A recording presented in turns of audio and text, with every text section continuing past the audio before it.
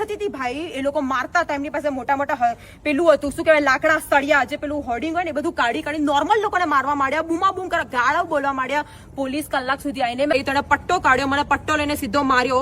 આ જોઈને મેં બૂમો પાડી, એટલે મારો ભાઈ અને મારા પપ્પા આયા તો એને મોટો ત્યાંથી પેવર લીધો, મારા ભાઈના માથે માર્યો, એને લોહી લુવાણ કરી દીધો. પછી મારા પપ્પા આયા, એને અહીંયા બધે નખોરિયા ભર્યા. પછી મેં એલિસ બ્રિજ પોલીસ સ્ટેશનને ફોન કર્યો તો એલિસ બ્રિજ પોલીસ વાળા આયા. 2 કલાક સુધી તો પહેલા એ લોકો આયા નહીં, પછી આયા એટલે એ લોકો પોલીસ ના દેખતા મારામારી ચાલુ કરી. ખુલ્લા છરા લઈને દોડ્યા, ખુલ્લા છરા. અમદાવાદમાં, ઉત્તર પ્રદેશની વાત નથી થઈ રહી. હું આ બધા જોડે દોડી, એમાંથી 2-3 ભાઈઓએ મારી મદદ કરીને મને રેલવે સ્ટેશનની પાછળ સંતાડી દીધી કે બેન તમે અહીંયા રહી જાઓ, તમે અત્યારે સેફ નથી. પછી મેં મારા પપ્પાને ફોન કર્યો, હું આ લોકોની 10 જણની પ્રોટેક્શનમાં છાના માના ફોર્ચ્યુન હોટલ પાસે પહોંચી.